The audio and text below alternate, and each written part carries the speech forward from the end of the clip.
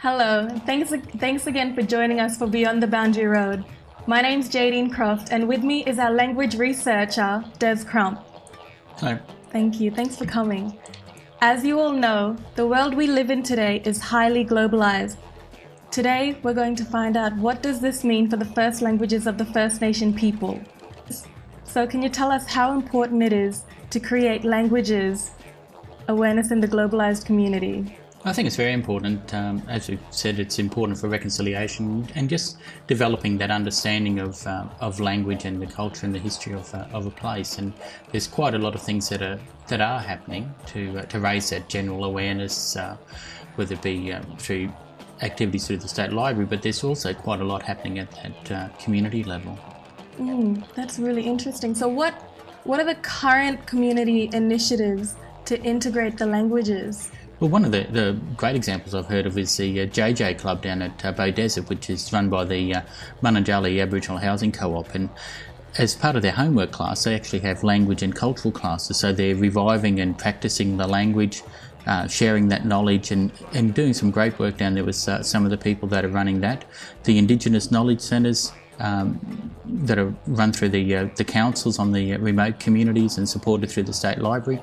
They're running activities at that local level, building up that local histories, the local collections, and also running cultural love programs within the school holidays. So they're basically they're a vacation school, but they have that cultural focus. And so one good example was at Wudja Wudja, where the community and the young people joined in and they learnt about how to make animation using clay animation, and then one of the language speakers was working with them, building up their language knowledge, and so the final product was a language rap, but also a language rap set to clay animation.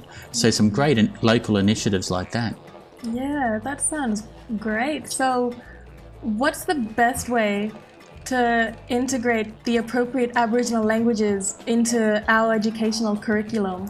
Well, fortunately, there's some progress starting to happen at the national level with the Australian curriculum, and they've developed a draft Australian curriculum for Aboriginal languages and Torres Strait Islander languages, and that's just gone through a consultation process, and now the next stage will be actually working towards a draft document that some schools might want to trial and start using.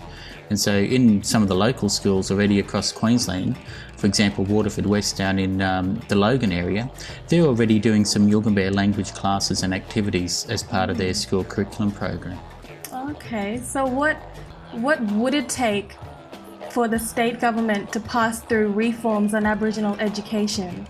Well, whilst the national curriculum material is being developed, I think it's important for the Queensland government and the Australian government to provide better resourcing and support for the communities, particularly the organisations that are trying to work in reviving language. And then I guess it also needs to be some decisions made about how to support community so they can access some of the collections, because a lot of material is tucked away in places like State Library, and we do our best to open that material up for community to come in and access and research, running workshops and so on. But there's other institutions such as universities, museums, IATSIS in Canberra, where there's a lot of material tucked away there, but it isn't that readily accessible for community. So I think it's important if we can use digitisation, open some of those collections up for people to have a look at, but also to try and use that material to support their language revival. So how would communities gain access to all of this information? Well, at the State Library, one of the things we do is hold regular research workshops where we invite community members, particularly from the language centres or those working in language revival in their local organisations, to come in, spend a week at the State Library where they'll research the collections, have a look at the materials there. And then the other part of that, we also take those collections and that research out to the community. So for example, last year we ran workshops in Ipswich, Toowoomba, Longreach, Rockhampton, Cairns, the Northern Peninsula area, so Bamaga and Ingenuit and the 5 communities up there, where we took out some of our material, but also electronic copies of materials that we have digitised, so that the communities there had access to their own local collection. That's great. So can you tell us about any new words that have come up in your language? Well, since 1788, with the first contact, there's been new words developing and evolving as new things came into the Aboriginal world. So even basic names like for animals, so Dimbar is my language, but it's also in a couple of other ones, and that's based on the sound that the sheep would make. Yeah. Yaraman or Yaraman for horse is another one, and that's a word that's travelled all the way from Sydney all the way up to Cape York, because it's a language that was, or word that was borrowed. And so the original word Yaraman meant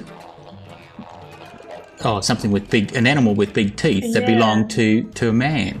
Oh, wow. And then we've got Bungu for coins. For money, yeah. So there's all these new words coming out. There's been lots. Yeah, that's all for today. And thank you so much, Des. It's been great having you. Oh, it's great to be here. So next week we will look at education and discuss ways language revitalisation could be implemented into the education system.